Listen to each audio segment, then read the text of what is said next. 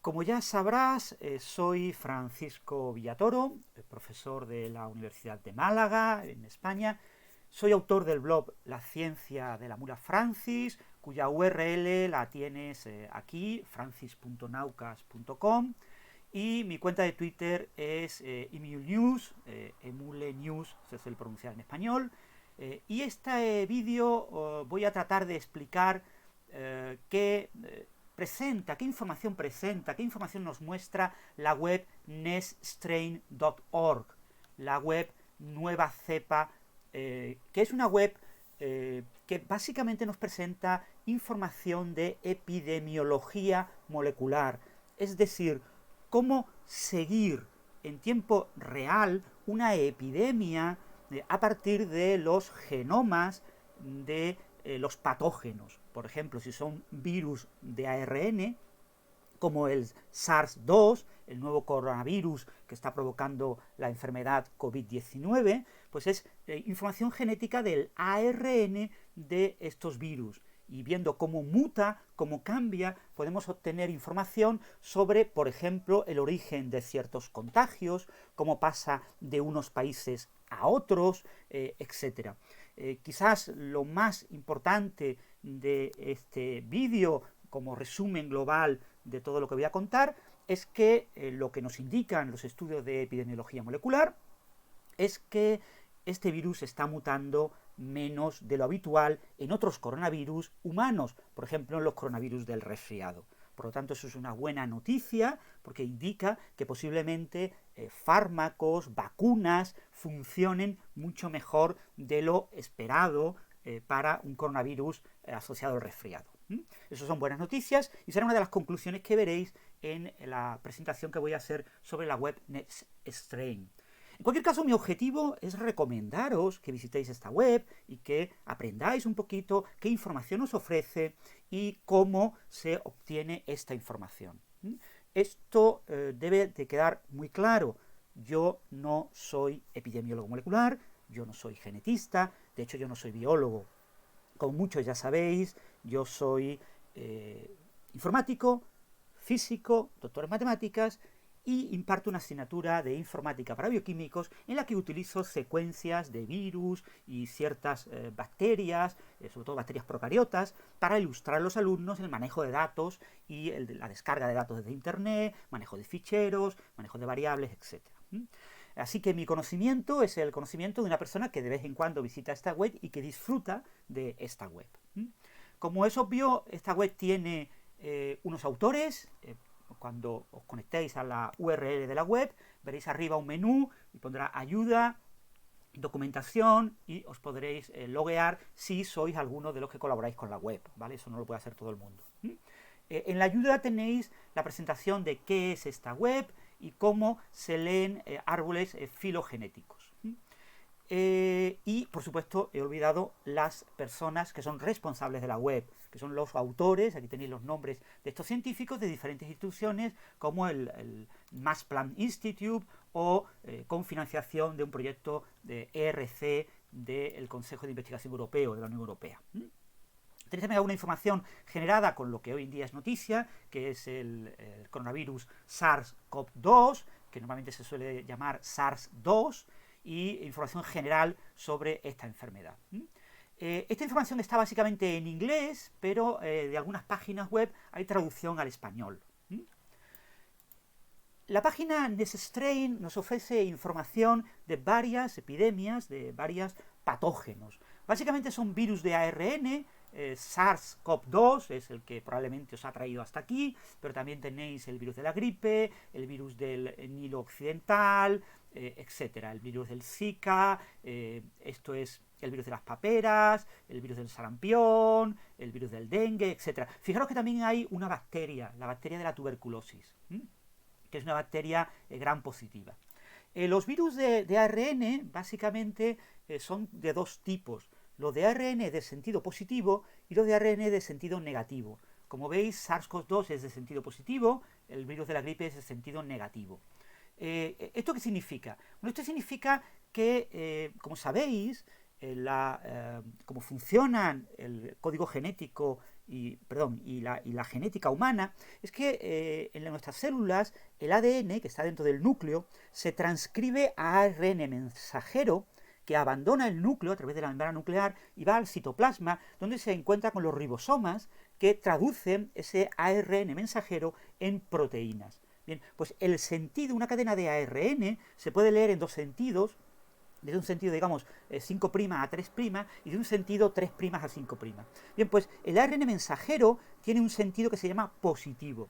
Entonces hay virus, como el virus SARS-CoV-2, que tienen su ARN directamente en sentido positivo. Por lo tanto, una vez que entran en la célula, pueden directamente ser traducidos a proteínas ese ARN de este virus. De otros virus, como del virus de la gripe o el virus de las paperas, pues resulta que están en sentido negativo y requieren una proteína que se llama polimerasa de ARN que cambie de sentido a la cadena de sentido negativo al sentido positivo antes de la traducción de esa cadena de ARN a proteínas. La información que nos ofrece la web NestStrain es básicamente una información de una serie de análisis de estas diferentes epidemias y pandemias a escala global, a escala planetaria y por diferentes continentes. Europa del Norte, América del Norte, Europa, África, etc. Y después tenéis una serie de informes, se llaman Situation Reports, el último es del 17 de abril, algunos de estos informes están traducidos al español, el último traducido al español es del 10 de abril. Y os dan un resumen de cómo está, por ejemplo, la pandemia que ahora nos está azotando, que es la pandemia de SARS-CoV-2. La información genética de los genomas que utiliza el proyecto NestStrain proviene de esta página web, GISAID. Aquí se almacenan los genomas, aquí podéis descargaros la información asociada a los genomas que aparecen en NestStrain. En NestStrain ahora mismo hay unos 4.500 genomas del COVID, del coronavirus asociado a COVID-19. Pero aquí en esta página tenéis casi 11.000, tenéis 10.000 largos. Yo no voy a hablaros de esta página, voy a centrarme fundamentalmente en NestStrain, que a través de GISAID podéis acceder a través de esta ventanita que tenéis aquí arriba. Básicamente, cómo está presentado, digamos, cómo está gestionada la información que se presenta en la web NestStrain. Pues muy rápidamente se basa en un software de análisis bioinformático que está escrito en Python. En concreto la versión Python 3.5 es open source, podéis descargaros el fuente y podéis compilarlo y podéis ejecutar, por supuesto podéis también descargaros los ejecutables en Windows, en Mac y en Linux, y podéis ejecutar el software, que es un paquete de software que se llama Augur, que viene de augury, de augurio, y que es el software que hace el alineamiento de secuencias, la construcción de los árboles filogenéticos, el cálculo de las distancias genéticas, el reloj molecular, todo eso lo calculan herramientas de Augur. Y después tenéis la visualización gráfica en estos tres paneles, el panel del árbol filogenético que tenéis aquí arriba a la izquierda, el mapa del mundo que podéis ampliar, que es de tipo Google Maps, y que podéis ver cómo se va propagando la epidemia, y el el genoma del coronavirus SARS-CoV-2, en este caso el genoma del organismo patógeno y las mutaciones. Podéis ver tanto mutaciones de aminoácidos como mutaciones de nucleótidos, y podéis ver el número de mutaciones en las diferentes genes de este patógeno. Entonces, bueno, es una iniciativa de software abierto, y la ventaja de que sea una iniciativa de software abierto es que diferentes países han desarrollado webs específicas. En España tenemos NestSpain. NestSpain es la versión española de NestStrain y está liderada por investigadores de la Universidad de Valencia, y han desarrollado, con las herramientas que permite NestStrain, pues han desarrollado una web propia, una web española, en la que se presenta el análisis filogenético solamente de virus, en este caso del coronavirus, SARS-CoV-2, que se han secuenciado en España, ¿vale? Tenemos aquí, el último dato que tengo en esta imagen es 148 genomas secuenciados desde España. Veis que la mayor fuente de secuenciación ha sido en la propia Universidad de Valencia, y que han intervenido pues muchos hospitales de diferentes ciudades españolas. Esto es un proceso continuo, se siguen secuenciando genomas completos y podéis acceder a la página web fácilmente, pero es que es una página web con un formato muy parecido al formato que tiene la página web internacional. Pero aquí veis solamente información relativa a España. Yo no voy a hablaros en detalle de esta página web, voy a hablar de la internacional, porque puede que alguno de vosotros pues, sea de Latinoamérica y esté más interesado en información de América del Sur, por ejemplo, en lugar de información específicamente española. Pero la web funciona exactamente igual. Antes de empezar a hablar del tema de la filogenia molecular del coronavirus SARS-CoV-2, quizás hacer un resumen muy rápido de qué es este coronavirus y de cómo se almacena su información genética en su genoma. Recordáis que es un virus que tiene al microscopio electrónico forma de corona solar, lo que rodea a la parte central del virus, y que eso le ha dado el nombre de coronavirus, que fue una mujer, una investigadora, la que bautizó, es la primera autora del artículo que bautiza a los coronavirus. Y recordaros que es un ARN, lo que tiene como información genética. El ARN está compactificado por unas proteínas que se llaman proteína N. Hay muchas proteínas N, el tamaño del coronavirus depende de la cantidad de proteína N que enrolle el ARN, con lo que al microscopio electrónico se observan partículas del virus desde tamaños pues, del orden de unos 80 nanómetros hasta unos 140 nanómetros. En algunos artículos biomédicos se ha tomado como mediana 120 nanómetros. Veis aquí la proteína especular aquí fuera y veis unas proteínas de membrana, la proteína M y la proteína E que aparecen en la membrana. La información genética del virus está almacenada en un código ARN. Es un ARN en sentido positivo, es decir, que está ordenado en el mismo orden que el ARN mensajero. La información genética aparece representada en lo que se llaman codones, que son grupos de 3 nucleótidos. Las letras del ARN, recordad que son adenina, guanina, citosina y uracilo. A, G, C, U. Bien, las 3 combinaciones de esas letras en un codón nos permiten 4 al cubo, 64 posibilidades. Hay que codificar 20 aminoácidos, el codón de inicio y el codón de parada. El codón de inicio es un código, un codón que especifica dónde se empieza a traducir un gen en una proteína, ¿vale? Esto indica dónde se inicia, digamos, la traducción.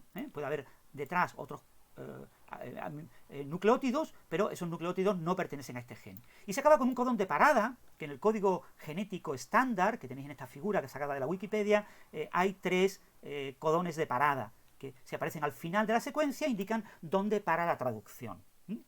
Fijaros que en la secuencia tenemos lo que se llama un marco de lectura. Yo puedo leer los 3 primeros nucleótidos, es decir, el primer codón, después leer los 3 segundos, después leer los 3 siguientes, pero fijaros que en algunos casos se puede empezar a leer en otro lugar. Podría empezar a leer, por ejemplo, en este segundo nucleótido. Eso ocurre en unos procesos de fallo de la maquinaria de fabricación de proteínas que se llaman ribosomas, que están dentro de nuestras células, y a veces el ribosoma, como está traduciendo una proteína, la proteína interfiere con el ribosoma y provoca un fallo en el que el ribosoma deje de leer una letra.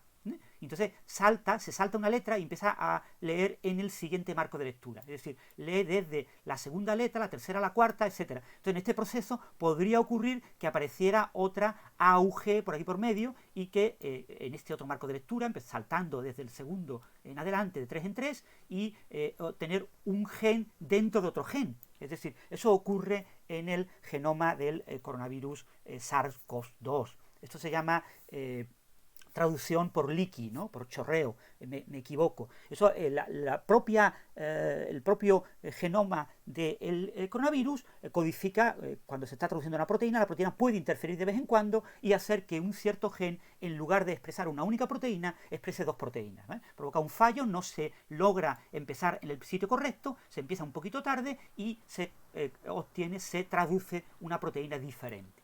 ¿Veis aquí todos los códigos? Veis que algunos aminoácidos, como la arginina, pues tiene 6 codones, igual que la serina, pero otros tienen un único codón, como la metionina o, por ejemplo, el triptófano.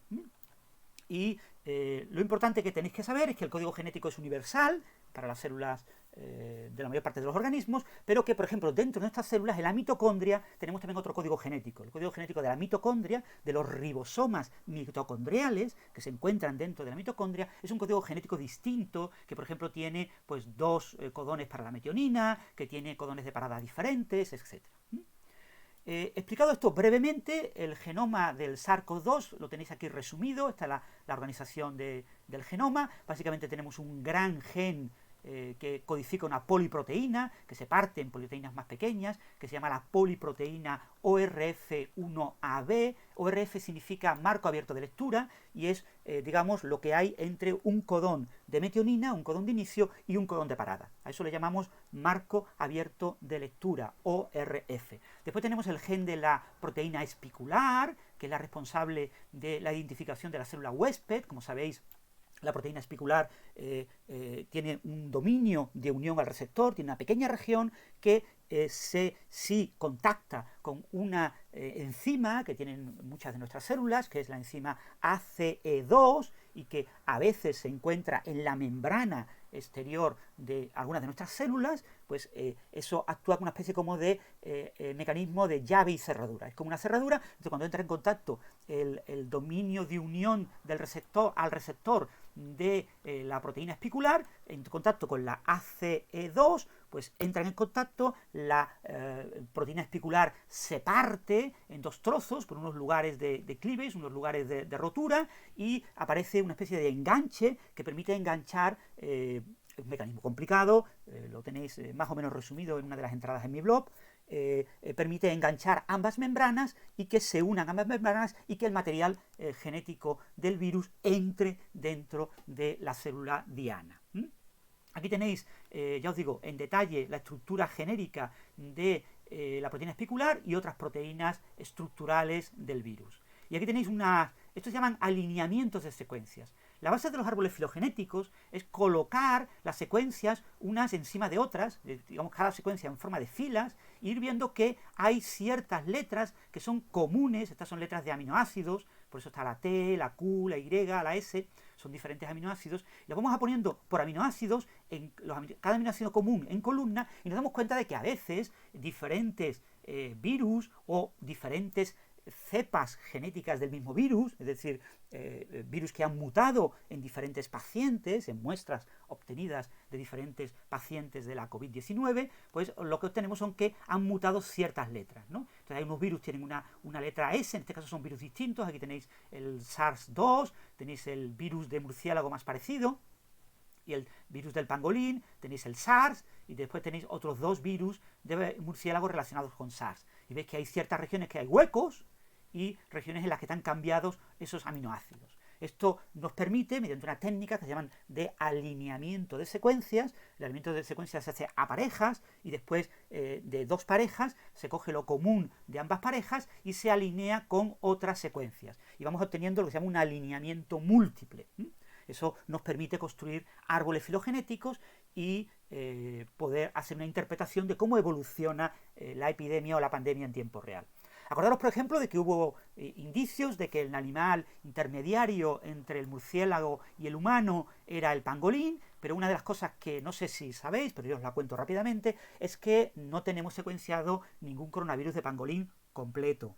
El más largo que tenemos secuenciado tiene unas 20.000 bases, cuando los coronavirus de SARS, tipo SARS, tienen unos 30.000 bases, 30.000 letras. Faltan como 10.000 letras, son estos huecos en blanco. Estos no son huecos en blanco, no sabemos si coincide más o menos con el humano. Solo podemos compararlo en la parte, digamos, verde, en la parte coloreada, que es la parte que conocemos. Y lo que identificó como posible animal intermediario el pangolín es que en la parte esta de cleavage, lo que he mostrado antes, y en el dominio de unión con el receptor, se parece mucho más el pangolín al humano, el coronavirus de pangolín efectivo que hemos obtenido a través de unas muestras que llegaron por unas aduanas de unos pangolines que estaban enfermos, etc. Hay toda una historia. Se parece más al SARS-2 que a el coronavirus de murciélago. Sin embargo, el resto de todo el genoma se parece muchísimo más al de murciélago que al de pangolín, ¿eh? Entonces, esto puede ser puramente una convergencia evolutiva, ¿vale? Puede ser una casualidad que esa región muy concreta pues se pareciera mucho más de lo esperado, ¿no? Aquí tenéis el detalle del alineamiento múltiple de secuencias. Esto se hace con unos software que se llaman, el software concreto este se llama MEGA, MEGA, y es un software abierto que podéis descargar por internet y hacer alineamiento de secuencias, de ficheros de secuencias en formato FASTA. Aquí tenéis varios SARS-2 obtenidos en varios humanos con su código en la base de datos. Tenéis el de pangolín, ya os digo que no está completo, no está perfectamente bien definido, todavía por eso tiene un código más largo, todavía está en desarrollo. Y tenéis algunos de murciélagos y las de SARS para varios humanos. Y veis el alineamiento en vertical, veis que hay una serie de lugares donde el aminoácido es común. Esos son 3 aminoácidos, son 9 nucleótidos en todos estos coronavirus, pero hay regiones en las que hay cambios, en las que hay huecos, en las que, por ejemplo, el pangolín, pues aquí no tiene estos aminoácidos, que sí tiene el SARS-2, por ejemplo, ¿no? Y fijaros que respecto al pangolín, pues en ciertas regiones relacionadas con el dominio, con el sitio de unión al receptor de la proteína espicular, pues se parece más el pangolín de lo que se parece pues algunos de los coronavirus de murciélago. Veis que este es el coronavirus de murciélago, el RAT G13, y veis que aquí hay unas pequeñas diferencias. Esta V y esta E pues están en el pangolín, pero no están en QT. Pero veis que la diferencia es muy pequeña. Es decir, es muy pequeña, y por eso en estos lugares concretos se parece más el pangolín, el coronavirus de pangolín al SARS-2, pero en el resto de todo el genoma se parece muchísimo más el de murciélago. Por eso todavía no sabemos cuál es el animal intermediario. Tenéis que recordar pues, que normalmente la gente no investiga mucho sobre coronavirus animales. Se ha investigado más sobre el tema de murciélagos porque son el gran reservorio de coronavirus y de muchos virus, porque los murciélagos viven confinados, vienen hacinados en cuevas, muy juntos unos a otros, y se contagian muy fácilmente unos a otros diferentes virus, y eso pues los hace, además tienen un sistema inmune especialmente robusto, y los hace un reservorio natural para muchos virus. Aquí tenéis una comparación del el 2019 nCoV, que era el antiguo nombre de SARS-CoV-2, y tenéis dos coronavirus de murciélago, y tenéis el SARS y el MERS. El SARS y el MERS son coronavirus humanos, ¿vale? Y veis la estructura genérica del genoma, el ARN de todos estos coronavirus es muy parecida, ¿vale? Tenéis la poliproteína no estructural, y después tenéis las proteínas estructurales, la proteína espicular y una serie de proteínas estructurales que aparecerán en la membrana o en el interior del coronavirus, como la proteína N, que es la que pliega la parte de, digamos, la que compactifica el ARN, y tenéis pues la proteína E, la M, que son proteínas de la superficie, y algunas proteínas. Fijaros que aquí aparecen en algunos lugares dos flechitas. Fijaros, por ejemplo, aquí en SARS tenéis la flechita 3A y la 3B. Tenéis la 8B y la 8A, tenéis la 7A y la 7B. ¿Eso qué significa? Eso significa que hay un gen, el gen que codifica el ORF3, que utilizando este mecanismo que os comenté antes de que el ribosoma a veces se equivoca, en ese ORF3A, también en su interior, si yo me equivoco en un nucleótido o en dos nucleótidos, aparece un nuevo marco de lectura, un nuevo trozo que codifica una proteína, que es el ORF3B. Fijaros que el 3A3B también existe en el SARS-2, el 7A7B también existen en el SARS-2, pero el 8A y el 8B, que existen en el SARS, no existen en el SARS-2, ¿vale? Aquí tenéis la posibilidad de ver en detalle, más o menos, cómo es exactamente el ARN, la secuencia de ARN del virus, y cómo está dividido en diferentes marcos de lectura y qué proteínas se codifican o qué sabemos sobre esas proteínas. Esa información la tenemos en la NCBI, en la información biotecnológica del Centro Nacional, el Centro Nacional para la Investigación Información Biotecnológica de la Librería Nacional, de la Biblioteca Nacional de Medicina. Esto es una web en la que podéis acceder a la información de muchos organismos, por ejemplo los humanos, pero virus, bacterias, que yo uso mucho con mis alumnos, ¿vale? En esta web tenéis la información del virus y podéis directamente acceder al virus. Aquí tenéis el enlace y accediendo a esta web podéis, aquí esta web tiene un buscador donde podéis buscar diferentes organismos. Aquí podéis poner el nombre del organismo que queréis buscar. Aquí yo he buscado, he enlazado directamente el genoma de referencia en CBI, lo veis aquí, lo pone aquí en esta línea, y este es el coronavirus que primero se secuenció. Se secuenció en un humano de Wuhan. En concreto era uno de los primeros enfermos que trabajaba en el mercado de animales de Wuhan. Aquí tenéis el genoma completo, lo tenéis anotado. Veis que es ARN, que tiene 29.903 bases de letras de ARN, y veis, bueno, los artículos científicos en los que se publicó, y tenéis aquí el análisis concreto.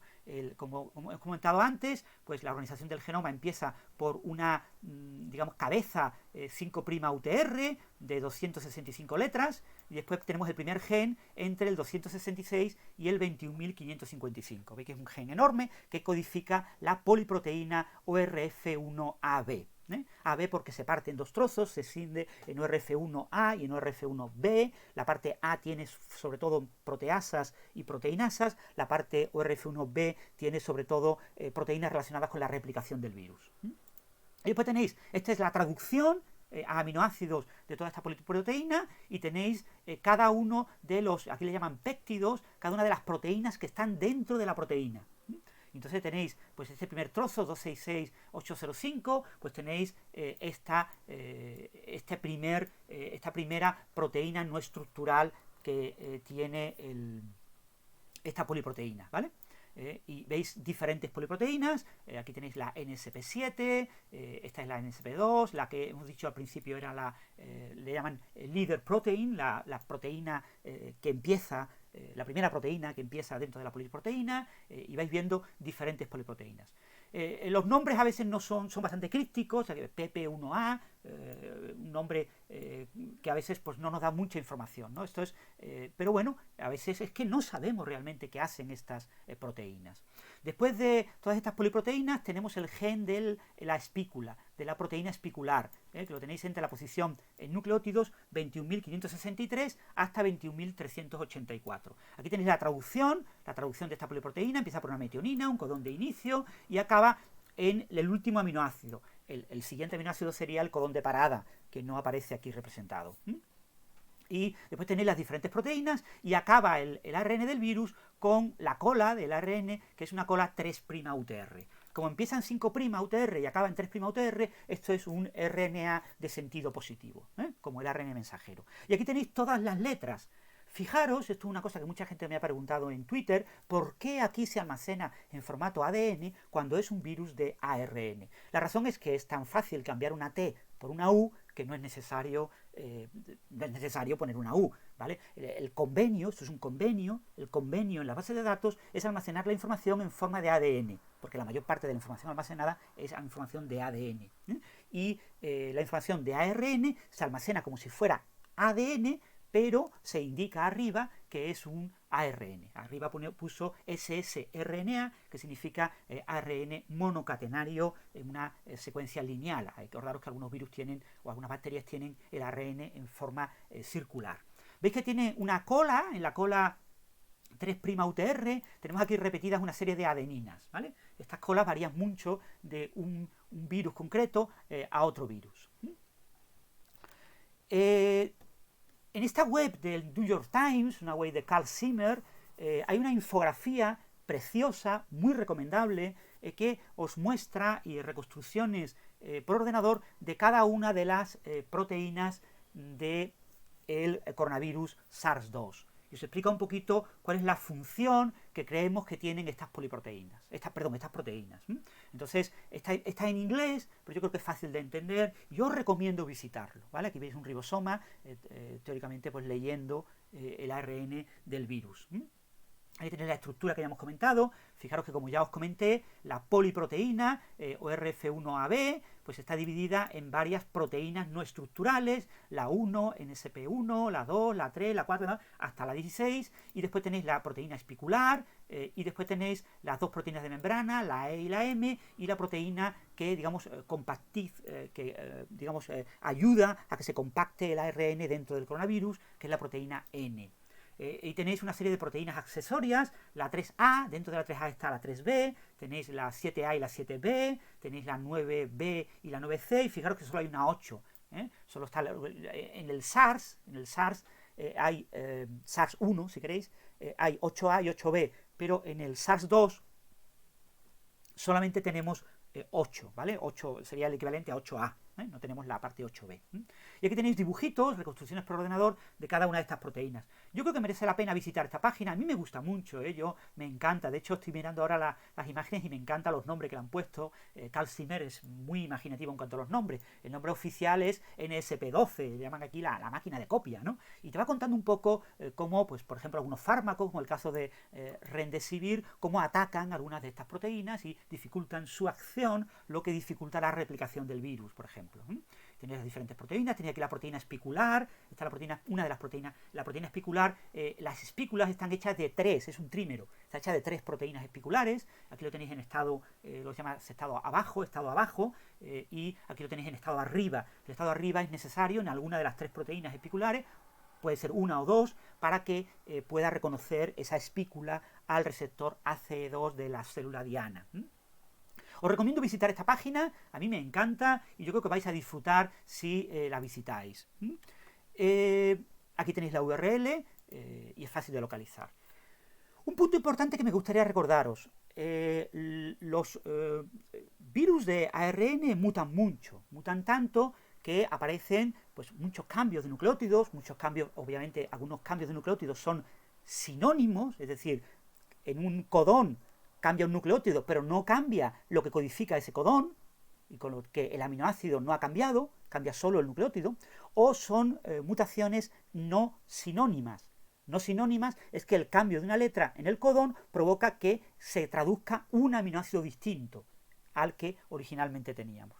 Pero no solo eso, sino que también hay inclusiones, es decir, se pueden haber inserciones de nucleótidos en mitad del código. Claro, cuando están en mitad de un gen, lo que hacen es falsear la codificación, y si gran parte de la proteína ha cambiado sus aminoácidos, pues obviamente la proteína no es funcional y probablemente ese virus no pueda replicarse, ¿no? Pero también hay pequeñas regiones en las que el cambio no afecta. Y a veces en las mutaciones, claro, lo que suele ocurrir es que las mutaciones se acumulan. Entonces tú tienes una mutación, después en un nucleótido insertas un nucleótido, insertas un segundo nucleótido e insertas un tercer nucleótido. Si tú insertas 3 nucleótidos, ¿qué pasa? Pues que pasa que introduces un nuevo codón, un nuevo aminoácido, pero gran parte de la estructura de la proteína no cambia. Puede cambiar su conformación tridimensional, pero la estructura secundaria ha cambiado muy poquito y la estructura terciaria puede que cambie poquito y que esa proteína siga siendo funcional. Eso, por ejemplo, nos pasa aquí en el caso de 3 coronavirus que os he indicado aquí, SARS-CoV-2. Son en 3 humanos diferentes y vemos que el gen ORF3A en uno de estos genomas empieza en la posición 25.390, en otro empieza aquí abajo en 25.393 y en otro empieza aquí en medio 25.396. Si comprobáis, la traducción es idéntica, ¿vale? Aquí no ha habido ninguna mutación aquí dentro. El ORF3A es idéntico en los 3 genomas de coronavirus secuenciado, pero sin embargo empieza en posiciones distintas. Eso significa que antes de la posición 25.390 se han introducido 3 nucleótidos que han ido marcando la diferencia. 3 nucleótidos en este caso o 6 nucleótidos en este otro caso. Lo podéis verificar si lanzáis el link y os vais a cada uno de estas páginas web. Ya os digo, en la web de NCBI tenéis muchísimos genomas de SARS-CoV-2 del orden de 1000. Con lo que podéis descargaros. Si queréis descargaros estos ficheros, lo podéis hacer aquí arriba. No lo he comentado. Aquí arriba tenéis, fijaros, este coronavirus tiene 29.879 bases. Si cogemos, por ejemplo, este otro tiene otro número diferente de bases.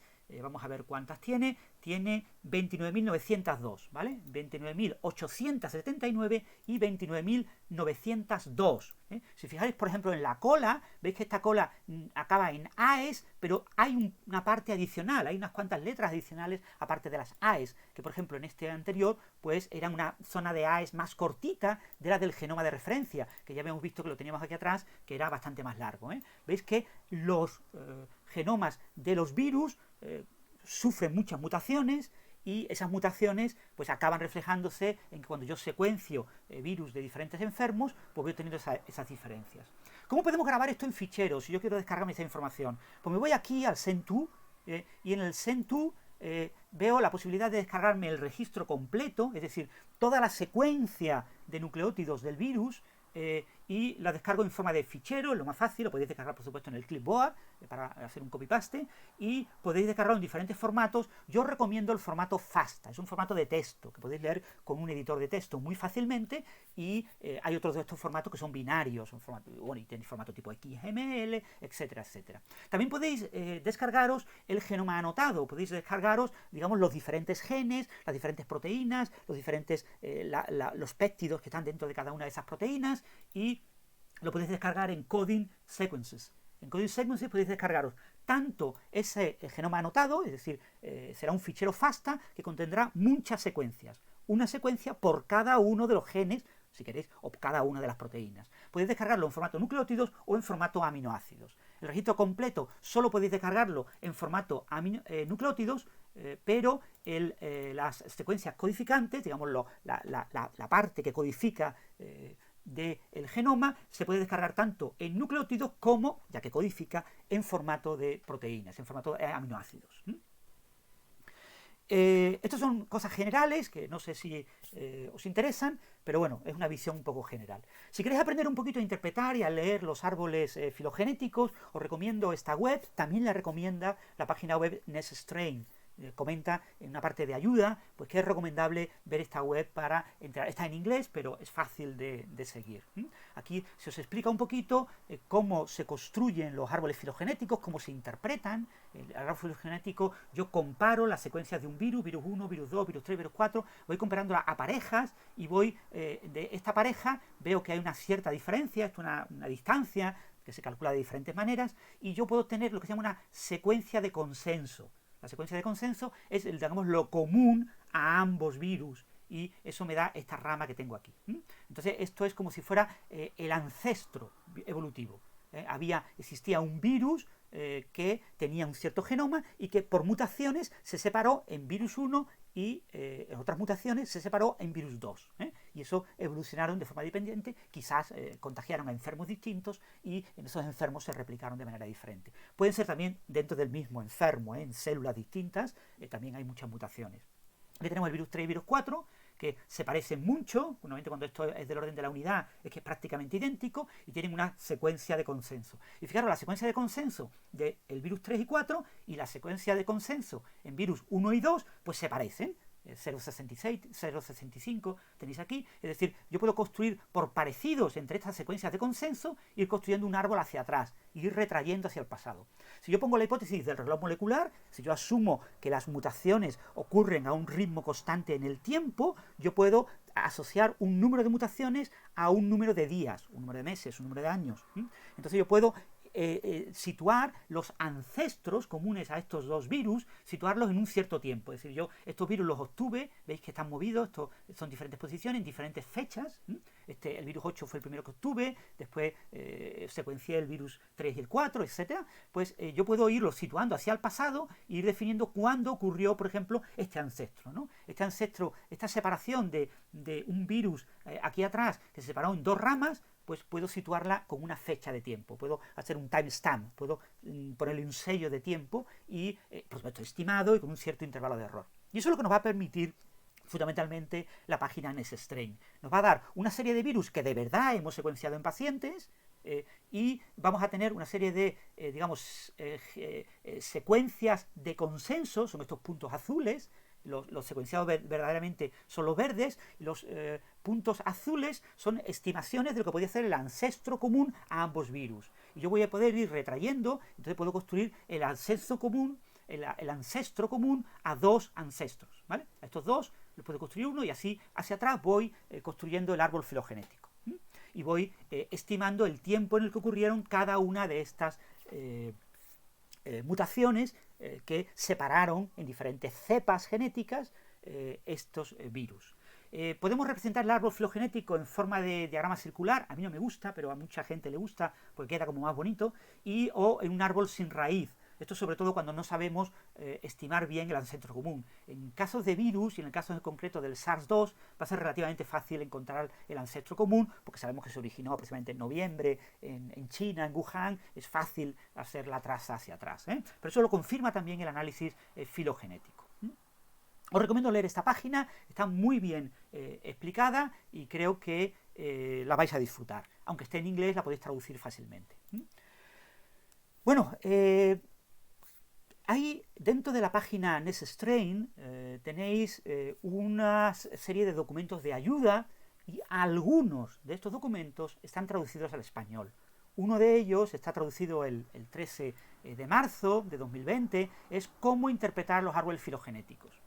Está traducido por estos tres colegas y, bueno, podéis leer el documento original en inglés o leer esta traducción. Hay traducciones también a otros idiomas. Vamos a visitar esta página para que veáis que contiene una información muy parecida a la información que ya hemos visto en la otra página, la de Arctic Network. Aquí tenéis esta flecha, veis la estructura general. Este es el árbol filogenético que contiene pues un número más pequeño de genomas de los que contenía el árbol, de los que contiene ahora mismo la página NestStrain, ¿no? Esto eran 269 o 350, algo así son los que observamos aquí. Aquí están ordenados por país y esta web te explica, veis aquí una tabla de contenido, os va explicando cómo diferentes cosas sobre los árboles filogenéticos y cómo interpretarlos. Tenemos aquí un ejemplo simplificado, a mí este ejemplo me gusta menos, las mutaciones son los rombos, en azul o en verde tenemos los genomas que se han secuenciado y en rojo tenemos los genomas predichos, ¿no? los genomas de consenso, los ancestros que se han obtenido. Y aquí tenéis una estructura, ¿vale? Si tenéis un genoma aquí tenemos 5 genomas con 5 mutaciones, cada una de un color. Veis que todos comparten un ancestro común con una parte que es común, que tenemos aquí detrás. Después la A y B son prácticamente idénticos, contienen estas mutaciones y vosotros podéis pues ir, no sé por qué ha puesto este mensaje, no os preocupéis, y tengo la posibilidad de ir comparando diferentes mutaciones, ¿vale? Entonces tenemos aquí, por ejemplo, D y E comparten 2 mutaciones, pero se diferencian en esta mutación. Es decir, esto indica que E probablemente mutó a partir de D. El ancestro común era D, por eso D aquí no hemos puesto la línea horizontal, ¿no? Y entre C y el común de AB, que son prácticamente idénticos, pues es este ancestro que tenemos en naranja. Y así vais construyendo el árbol filogenético. En el árbol filogenético, en NestStrain, tenéis el genoma organizado, la organización del genoma del virus y tenéis las mutaciones que han sido observadas, ¿vale? Entonces, las mutaciones, aquí hay 169 cepas de SARS-2 en esta figura y podéis seleccionar una mutación concreta. Esta es una mutación del codón 314 en la poliproteína ORF1b, a nivel de nucleótidos está en la posición 14.407, son 3 nucleótidos, y podéis ver que estas mutaciones, aquí hay, esto lo veis en diversidad, no vemos cuántas mutaciones son, serán unas pocas mutaciones, aquí no pone cuántas, pero pueden ser pues 3, 4 mutaciones, pues conducen fundamentalmente a que se traduzcan, el codón al que pertenecen estas mutaciones, se traduzca en 2 proteínas. Una proteína es esta P, que pone aquí, que es la prolina, el aminoácido prolina, y otra es la L. La L es el aminoácido leucina. Entonces veis que gran parte de los genomas, de estos 169 genomas, tienen una P en esta posición, a pesar de que hay varias mutaciones, pero algunos de ellos tienen una L. Y podemos reconstruir el pasado, podemos ir reconstruyendo el pasado y viendo más o menos cuándo ocurrió ese cambio. Fijaros que aquí nos indica inferred date, la fecha inferida, ¿no? supuestamente estimada de cuándo pudo ocurrir ese cambio. Y veis que ese cambio pudo ocurrir alrededor del 13 de enero de 2020. ¿Ves que hay un intervalo de confianza? Es muy importante. Quiero destacarlo. Siempre hay intervalos de confianza. Nunca tenemos fechas perfectamente bien definidas. Siempre tenemos un intervalo. En este caso el intervalo, como veis, es entre el 4 de enero y el 28 de enero. ¿Vale? Tenemos un intervalo ciertamente amplio porque estas muestras se obtuvieron en fechas mucho más tardías. Estas son fechas, por ejemplo, de 20 de febrero, es la más cercana, y las últimas pues son del 3 de marzo. Entonces, desde el 20 de febrero y al pasado, pues yo tengo un cierto error en cuándo pudo ocurrir esa mutación que provocó, esa mutación no sinónima, que provocó que este codón, en lugar de codificar una prolina, pues codificara una leucina. Aquí veis la especificación de que también hay otras mutaciones, ¿verdad? Veis que aquí hay una mutación en la proteína S que te cambia una D, un ácido aspartico, te lo cambia en la posición 614, en el codón 614, te lo cambia por una G, la G es glicina. Y tenéis también algunas mutaciones de nucleótidos, veis en la posición 241 nucleótidos, una citosina ha cambiado por un uracilo. ¿Veis que pone una T? ¿Vale? ¿Veis que pone una T? No lo hemos visto, pero ponía una T fundamentalmente porque, ya os digo, en la base de datos se almacenan, este tipo de mutaciones se almacenan en formato de ADN. Pero recordad que esto es ARN. Y así podíamos ir siguiendo. Podéis ir, yo os recomiendo pasear por esta página y ver el texto. Aquí tenéis una representación muy bonita, que es la representación en la que yo muestro la divergencia, no muestro, digamos, el número de mutaciones, no muestro el reloj molecular. Aquí en el eje horizontal lo que tenéis son las mutaciones, el número de mutaciones. Estos que están en vertical comparten 0 mutaciones respecto al ancestro común. Aquí estos comparten una mutación, estos comparten 2 mutaciones, son mutaciones de aminoácidos, ¿vale? Estos comparten 3, etcétera, y el que más mutaciones comparte, de estos 169 cepas de SARS-2, estos que están aquí, comparten 11 mutaciones, ¿vale? Veis que podemos ordenarlo en forma del número de mutaciones. Esto es una representación diferente a la representación que teníamos antes, que es una representación en la que tengo el reloj cronológico, ¿vale? Lo que tengo es una estimación de cuándo el ancestro común mutó a 2 cepas. Se mantuvo en una de las cepas como era y ocurrió una mutación que lo separa, ¿vale? Lo que suele ocurrir es que cuando tengo una cepa, por ejemplo, aquí pone no nucleotide mutations, aquí digamos en la cepa sin mutar, pues llego a una que está mutada, fijaros aquí hay 2 mutaciones de nucleótidos y una mutación de aminoácidos, y aquí arriba me mantengo en lo que tenía antes, no nucleotide mutations, es decir, que el genoma ancestral sigue la línea de la parte de arriba y es toda la gran parte que tenemos del árbol, toda esta gran estructura del árbol que tenemos aquí arriba. Y el genoma ancestral mutado, con esa primera mutación de aminoácidos, que en este caso es en el ORF8, una L es una leucina, en la posición 84, en la posición codón 84, ha cambiado a una S, a una serina. Y veis que eso ha requerido pues unas mutaciones de 2 nucleótidos, una citosina por un uracilo y un uracilo por una citosina. OR8 es la segunda, ¿vale? Es la que pone T28144C, es la que corresponde a OR8, porque OR8 está al final del genoma, como os acordáis cuando os mostré la organización del genoma. Podéis comparar, digamos, los 2 diagramas, veis la diferencia entre ordenar por mutaciones, lo que se llama divergencia genética, divergence, y lo veremos en la página web, y ordenar por reloj molecular, por clock, por molecular clock. Y bueno, podéis leer este texto que está en español y podéis seguir y aprender un poquito sobre epidemiología molecular. Uno de mis objetivos con este vídeo es incentivaros, motivaros a profundizar un poco en este campo, que me parece un campo apasionante, que es el de la epidemiología molecular. Tenemos informes, el último informe, eso se llaman narratives, y es un Situation Report, SITREP. Esto es un Situation Report de nCoV, de el coronavirus SARS-2. Esta página web se inició antes de que recibiera el nuevo nombre, antes se llamaba 2019 nCoV, 2019 nuevo coronavirus, y ahora se llama SARS-CoV-2, pero ha mantenido en la página web el nombre que ya tenía. Este informe de situación está en inglés, te habla fundamentalmente de la situación en Estados Unidos. Yo no sé si a alguno de vosotros os interesa especialmente lo que ha pasado en Estados Unidos y si no os interesa, pues nada, no tenéis por qué visitarlo, pero si os interesa, pues podéis visitarlo y ver pues diferentes... ha habido muchas secuencias de genomas de SARS-CoV-2 desde Estados Unidos. Obviamente ellos tienen muchos laboratorios que pueden secuenciar, muchos hospitales pueden secuenciar de manera completa estos coronavirus, y veis un poco pues cómo está la pandemia. Esto era a fecha de 17 de abril.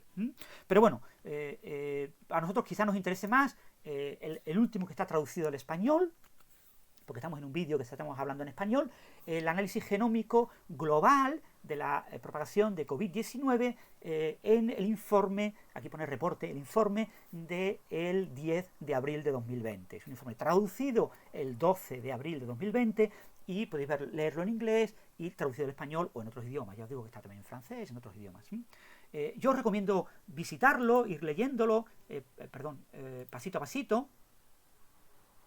Y ¿qué he hecho? Y perdonad, ir siguiéndolo, ir viéndolo, ir viendo las diferentes páginas. Este es el informe, este es el otro informe, perdonad, acabo de cometer un pequeño error. Quería mostraros el informe para mostraros un poquito por encima, para que después lo podáis seguir si queréis. Hombre, ya os digo, lo suyo es que lo leáis vosotros y vosotros lo vayáis siguiendo. He tocado una tecla de no sé qué. Aquí tenéis el resumen, el índice del contenido, y empezamos pues por la estructura genérica que tenemos, del árbol filogenético. Aquí te comentan algunas páginas web en español que te hablan un poquito, la que hemos comentado antes, de cómo leer filogenias, y algunos informes de la Organización Mundial de la Salud. Ellos quieren dejar muy claro que esta información las personas no deben de utilizarla para inferir más allá de lo que los propios datos ofrecen, y que para entender bien estos datos hay que ser un experto. Entonces te remiten a la Organización Mundial de la Salud para decir, tranquilidad, tú tienes que confiar en lo que ponga la OMS, no lo que tú creas que pone los diagramas esto. Pero en cualquier caso yo creo que es interesante irlos viendo. Veis que se han muestreado genomas de todo el mundo y que fundamentalmente ahora mismo se están secuenciando en Estados Unidos y en Europa, y inicialmente se secuenciaron muchos en China. Aquí tenéis un poco la pandemia, se ve claramente por el árbol filogenético de la pandemia. Nació en China y fue evolucionando, saltó a Europa, probablemente a través de Bélgica, y saltó a Estados Unidos, probablemente pues, por los viajes en avión o por contactos, como el caso de Alemania, que una profesional china tuvo unas reuniones de trabajo con profesionales alemanes y hubo contagios. Ella no estaba sintomática, pero tenía síntomas muy leves y ella no dijo nada, y inicialmente se pensó que era asintomática. Después veis que se va extendiendo en diferentes regiones, y que conforme se va extendiendo en diferentes regiones se va controlando en paralelo la pandemia, la epidemia en China, y va surgiendo una gran epidemia en Europa y más tarde pues ya prácticamente en Estados Unidos y el resto del mundo, ¿no? Y bueno, si queréis ver el informe como está en español, yo creo que lo podéis entender bastante bien y podéis seguirlo. Yo os lo recomiendo y está muy bien. Sigamos con la presentación. Ya llevo mucho tiempo y espero que no estéis demasiado aburridos. Ahora voy a contaros las líneas generales que nos presenta la web NestStrain. Digáis, seguramente me diréis, pero si esto es lo que nosotros queríamos que nos contaras en el primer momento. Bueno, lo que he hecho antes ha sido contaros cosas que creo que pueden ayudar a entender mejor esta web. No sé si me he equivocado, quizás tendría que haber empezado primero por la web y después contar lo otro, pero bueno, es como lo he hecho, lo siento. Esta es la web neststrain.org, y esta es la web que yo os quería comentar, ¿vale? Cuando entréis en la web, hemos entrado directamente con nCoV y en la versión global, ¿vale? Hemos entrado, digamos, a la presentación de información global, no en América, no en Europa, no en Asia, sino en el mundo entero de la pandemia. Y lo que veis aquí es que en la transparencia aparecía un formato diferente. Bueno, el formato que tenéis aquí de los paneles gráficos, estos paneles están ordenados en vertical, para que se vean como más claro, y tenéis el panel del árbol filogenético, con los 4.623 genomas de SARS-2 que hay ahora mismo en la base de datos GISAID que se han utilizado para construir este árbol filogenético. Tenéis el mapa del mundo con la información sobre cómo se ha ido propagando la pandemia, y el el genoma, la organización del genoma del SARS-CoV-2 partido en diferentes genes, y podéis ver las diferentes mutaciones. A mí me gusta más ver el formato, este es el formato, digamos, vertical. Aquí abajo, a la izquierda, tenéis el formato en grid. El formato en grid es un formato en el que veis los tres paneles de manera simultánea. Me resulta más claro para explicaros este vídeo. volviendo al menú de la parte izquierda, aquí arriba podéis seleccionar qué patógeno, qué epidemia os interesa. Yo recomiendo visitar alguna de ellas. Algunas son resultados muy interesantes de cómo surgió el virus Zika, de cómo surgió la tuberculosis, de el virus de la gripe A, etcétera. Creo que son bastante interesantes, pero nosotros aquí vamos a discutir solamente el nuevo SARS-CoV-2. Podéis ver la información a escala global, a escala solo África, solo Asia, Europa. Si estáis interesados en Sudamérica, podéis conectaros a Sudamérica. Ya os digo que tenéis la página española, aquí no viene España, sino que viene Europa, pero en la página NES Spain tenéis la información solo relativa a España. Podéis colorear el árbol filogenético de diferentes maneras. Aquí está coloreado por países. Cada país tiene un color. Veis que, por ejemplo, China es este color morado, tenéis Hong Kong, etc. Esto se ve mejor, los colores, en formato full. Si lo ponemos en formato full, pues aquí veis un poquito los colores, aquí veis, aquí abajo, veis en morado la parte de China, veis, por ejemplo, pues vayamos a Australia, veis que Australia hoy en día pues tiene bastante COVID-19, porque veis que hay muchas secuenciadas recientemente. Abajo tenéis el eje de tiempos, veis la fecha y veis abajo, pues entre, no se ve muy bien por los países, pero aquí abajo tenéis entre básicamente finales de noviembre, principios de diciembre del año 2019 y principios de abril de 2020. Esto ya digo, esta fecha de hoy. Hoy es 21 de abril de 2020. España lo tenéis aquí, veis que hay bastantes genomas, eran como 169, no recuerdo bien lo que ponía en NES Spain, pero son bastantes genomas los que se han secuenciado en España, porque y veis que básicamente se empezaron a secuenciar desde finales de febrero, es decir,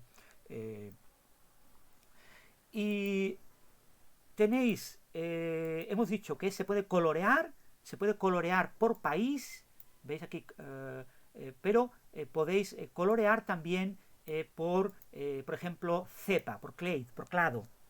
El clado genético, cepa genética, se diferencia por el tipo de mutaciones. Veis que el no mutado, que va siguiendo la línea de aquí arriba, va recibiendo mutaciones y van apareciendo líneas más abajo. Entonces, como estos que están en naranja, amarillo y rojo son digamos, divergieron evolutivamente pronto, a principios de enero, finales de diciembre del no mutado, el que se utiliza como referencia, pues aparecen claramente diferenciados, ¿no? Entonces hemos coloreado los diferentes clados, ¿no? Los últimos en mutar son estos que están aquí en color celeste. Para cada uno de ellos podéis ver de dónde es. Por ejemplo, este es de Francia, y veis pues algunas de las mutaciones que tiene, etcétera. Claro, como está colocado aquí tan lejos, ya el árbol detrás ha tenido muchas otras mutaciones. Hay que ver todas las mutaciones acumuladas para entender esto mucho mejor. Y tenéis, repito, los lugares donde se divergen estas mutaciones con una fecha estimada. Por ejemplo, esta divergencia que tenéis aquí, o cogemos esta divergencia entre los azules y los grises, y veis que ocurrió aproximadamente el 21 de diciembre. La fecha estimada está entre el 9 de diciembre y el 3 de enero. Podéis también pues colorear de otras maneras, con la fecha, con el tipo de genotipo. Esto es para cada uno de los genes. Podéis colorear con las diferencias en diferentes genes. Podéis colorear por edad, por ejemplo. Podéis tener un coloreado de, yo digo, esta es la edad del paciente del que se extrajo la muestra desde la que se secuenció el ARN del SARS-CoV-2. Y veis que tenemos pacientes incluso muy jóvenes, estos que están aquí en azul, por ejemplo, esto es un niño de 2 años, veis la edad, 2 años solamente, se secuenció el 20 de febrero.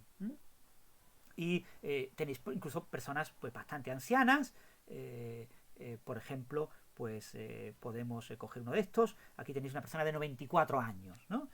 Aquí tenéis el nombre del investigador, del grupo investigador que hizo la secuencia completa, nunca del paciente, ¿vale? Esto siempre es información anónima, todo esto está anonimizado. Lo único relevante son datos de carácter epidemiológico. El nombre del paciente no es un dato de carácter epidemiológico.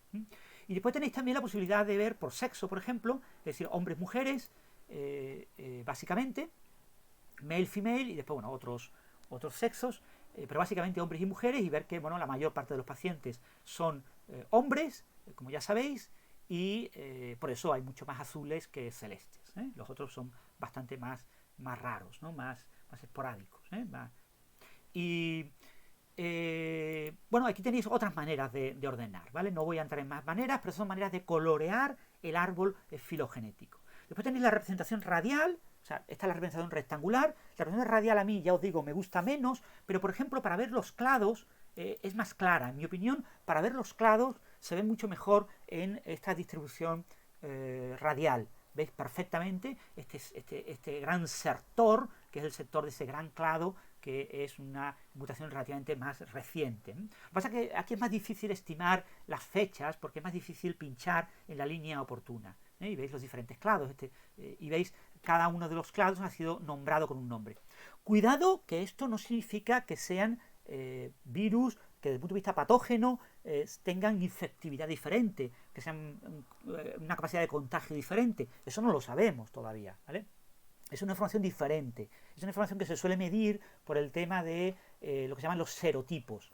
Los diferentes virus, cuando mutan y dan resultados distintos, se detectan porque el sistema inmune tiene que responder de forma distinta a ellos, ¿no? Y eso genera pues, una respuesta inmune que diferencia los virus en diferentes serotipos. Pero aquí no tenemos diferentes serotipos. Esos solo son clados, solo son cepas, digamos así, genéticas, diferenciadas por las mutaciones. Aquí no estamos hablando en ningún momento de que sea más patógeno, que se contagie más fácilmente, que afecte a unos órganos o que afecte a otros. Tenéis el árbol sin raíz, que en el caso concreto de esta pandemia no tiene mucho sentido, porque claramente se conoce la raíz, recordaros, finales de noviembre de 2019, y tenéis la posibilidad de construir el reloj cronológico, ¿no? Cómo se ha construido este error.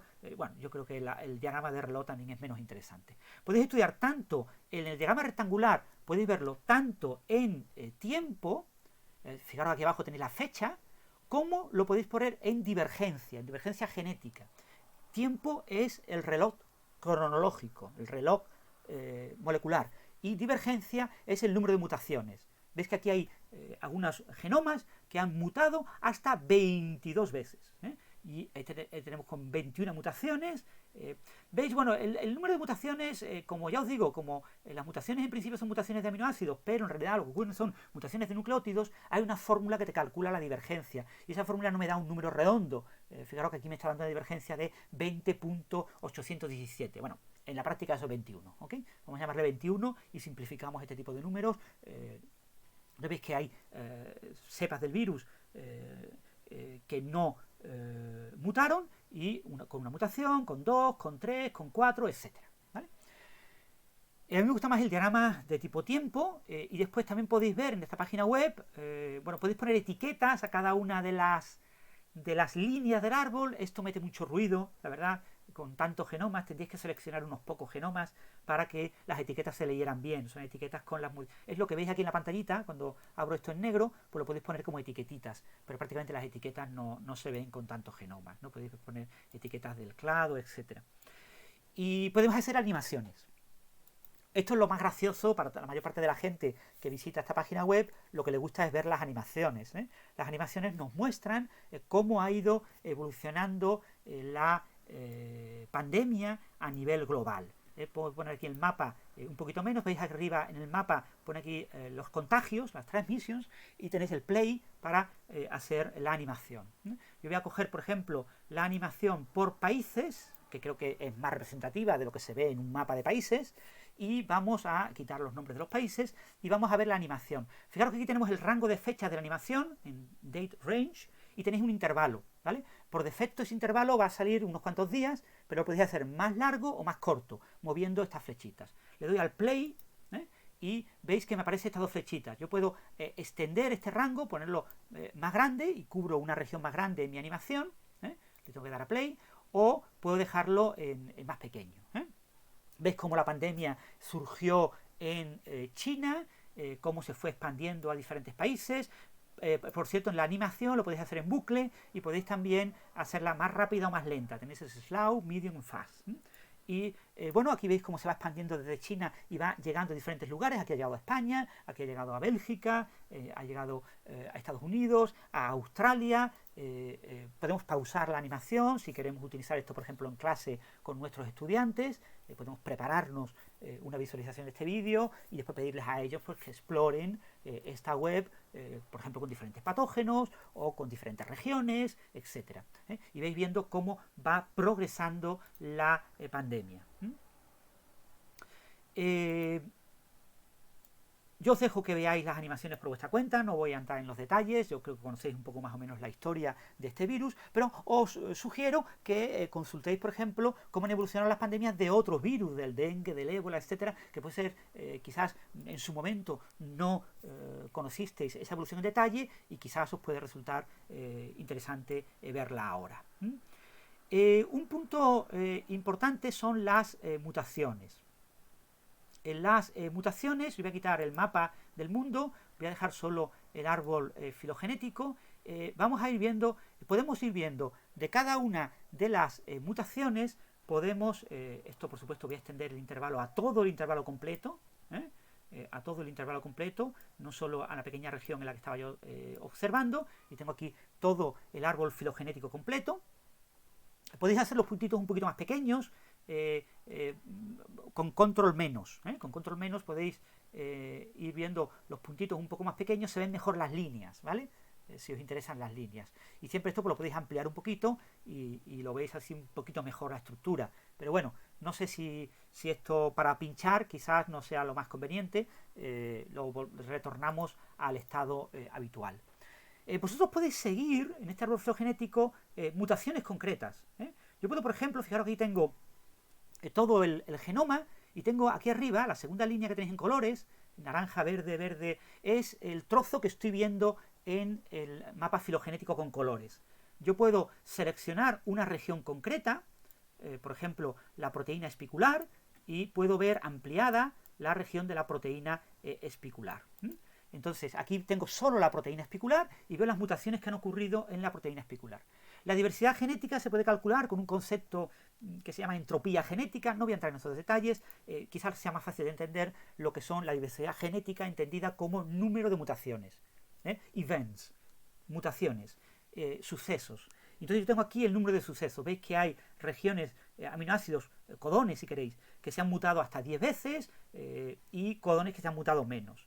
Podéis ver codones en aminoácidos AA o podéis ver nucleótidos. Podéis ver directamente las letras del ARN del virus. Aquí tenéis, obviamente, en nucleótidos hay más mutaciones que en aminoácidos. Y podéis ver ciertas regiones, claro, tenéis que buscarlo en la información que os presenté antes, ¿no? Buscáis aquí, por ejemplo, de la zona del receptor bueno, buscáis una región concreta que os interese y entonces vais directamente a Ancestry y señaláis esa región con nucleótidos. Este eje horizontal son los nucleótidos, señaláis esa región, la ampliáis y veis las posibles mutaciones que hay en esa región, ¿vale? Entonces podéis ver que hay ciertas regiones, fijaros que no todo está mutado, ¿vale?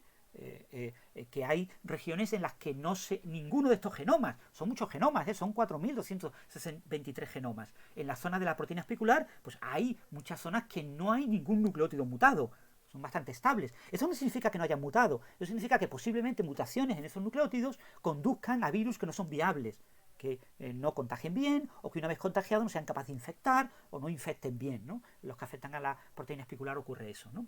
Y aquí podéis ver incluso, pues de cada una de estas mutaciones, pincháis en la mutación y veis los detalles de la mutación y podéis ver qué genomas tienen las diferentes variantes de esta mutación. Le damos aquí a la información, entonces aquí veis que yo tengo en este que he pinchado, que era, creo que recordar que era este, tengo que ese estaba viendo en aminoácidos, ese codón, pues en los genomas lo tengo representado de dos maneras, o con una D, que es el ácido aspartico, o con una G, que es el aminoácido glicina. Y veis que esta separación fundamentalmente ocurrió alrededor del 18 de enero, entre el 14 y el 19 de enero, y que, si os fijáis, en algunos de estos genomas ya incluso se ha vuelto para atrás, y ya lo tenemos en verde, ¿vale? O sea, en algunos de estos genomas, este genoma es del 16 de marzo, vuelve a mutar el virus al revés. lo que era originalmente ácido aspartico se convierte en glicina y más tarde muta de nuevo a ácido aspartico. Fijaros, ya os digo, aquí ha ocurrido al revés. En este punto hemos tenido una mutación que al final pues solo se ha dado en este paciente y no en otros pacientes que han sido secuenciados a fechas posteriores. Y así podéis hacer un seguimiento bastante bueno de las diferentes mutaciones y podéis ver cómo muta el virus, este coronavirus. Si os fijáis, si vemos la visión global de todo el genoma completo, tenemos la sensación de que todo ha mutado, pero como hemos visto en el zoom de la proteína espicular S, pues muchas regiones no han mutado, muchos nucleótidos no han mutado. Por ejemplo, este pico que tenéis aquí es un pico que tiene 27 mutaciones de nucleótidos y corresponde al codón 3606. Y como veis, codifica en este caso dos aminoácidos, la L que es leucina y la F que no me acuerdo, fenilalanina, perdón, fenilanalina, alanina es la F. Entonces veis que pues, básicamente divergió fundamentalmente el gran bloque de genomas con fenilalanina en esta posición, en el sitio 3606 del ORF1A, esta poliproteína, pues divergió básicamente en esta época. Entonces podéis ver una información genómica que hoy en día pues, es muy difícil de obtener de muchos otros virus y que aquí la estamos viendo en tiempo real y con un enorme número de genomas. La conclusión clave de todo esto, la conclusión clave es que, como veis, este coronavirus está mutando poco, está mutando menos de lo que esperaríamos que mutara un coronavirus asociado al resfriado. Como sabéis, en coronavirus humanos hay 7 coronavirus humanos, hay 4 coronavirus humanos asociados a enfermedades respiratorias leves, que son lo que llamamos resfriados, y hay 3 que son el SARS, el MERS y el nuevo SARS, el SARS-2. Bien, pues el SARS-2 muta bastante menos que lo que mutaba los virus habituales de coronavirus humanos del resfriado. Eso es una buena ventaja porque nos está diciendo que la probabilidad, de hecho, algunas estimaciones, creo recordar que rondaban los 24.000 nucleótidos, o sea, al año de mutaciones. Llevamos como menos de 6 meses de mutaciones y no han mutado muchos de los nucleótidos, es decir, que esperaríamos que más o menos la mitad de los nucleótidos hubieran mutado, y como hemos visto en el zoom, si hacéis el zoom en cualquier parte, veréis que al menos en los genomas que hemos observado hay mucha región no mutada, ¿vale? Esperaríamos que prácticamente la mitad de estos nucleótidos, vamos a ver los nucleótidos, esperaríamos que prácticamente la mitad de estos nucleótidos ya estuvieran mutados, y veis que hay muchísimos huecos, es decir, que es un virus que es bastante estable desde el punto de vista de las mutaciones, y que muchas mutaciones lo hacen no viable y por lo tanto no progresan, no contagian, y el virus parece que es prometedor el desarrollo de vacunas. Es decir, si habéis oído que ha sido muy difícil obtener vacunas contra coronavirus de resfriado y os han dicho probablemente también lo sea para SARS-CoV-2, tenemos una ventaja. Este virus muta menos de lo que mutan los coronavirus de resfriado, con lo que es una muy buena ventaja. Del SARS no tenemos muchos datos porque la epidemia del SARS fue como de noviembre de 2002 a como febrero de 2003. Fueron muy pocos meses, fueron como 4 meses. Entonces tenemos muy poca información estadística del ritmo de mutación de SARS. La tenemos más información estadística del ritmo de mutación de MERS, que ha tenido varios rebrotes de la epidemia y todavía no está completamente eliminada en el MERS de la población humana. Todavía hay humanos que tienen MERS. Pero el SARS-2, por lo que parece, lo más fácil es, ya digo, compararlo con virus que tenemos estudiado, coronavirus que tenemos estudiado desde hace mucho tiempo, son los coronavirus del resfriado. Una buena ventaja es que parece que muta poco y por lo tanto es más fácil, entre comillas, siendo muy, muy difícil desarrollar vacunas contra virus de ARN. Pero muy difícil no significa imposible. Y en un año y medio, tendremos vacunas contra SARS-2. La inmunidad, mucha gente está preocupada por el tema de la inmunidad. ¿Cuánto puede durar la inmunidad? No lo sabemos, ¿vale? Pero este virus está, por lo que parece, mutando poco. Y mutando poco significa que si tú tienes anticuerpos que luchan contra una de estas cepas, si esta cepa muta poco, pues dentro de un año, si te vuelves a contagiar, te contagiarás con una cepa distinta, que tendrá otras mutaciones. Pero si ha mutado poco, tu inmunidad seguirá siendo eficaz. Entonces, a este ritmo de mutaciones, al que tenemos ahora mismo, según lo que nos indica esta página, NestStrain, probablemente este virus nos hace inmunes, nuestro sistema inmune nos hace inmunes a este virus del orden de 1 año o 2 años, posiblemente del orden de 2 años. Es bastante razonable, pero no lo sabemos, ¿vale? No digáis que lo que yo acabo de decir es...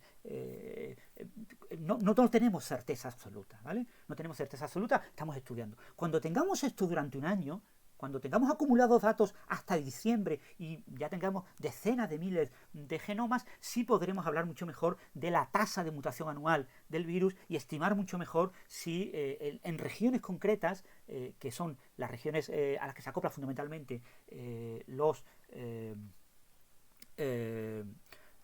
el sistema inmune desarrolla una serie de moléculas que se acoplan fundamentalmente a las proteínas de membrana del virus, básicamente a la espicular, pues sabremos muy bien estimar cuánto dura esa inmunidad.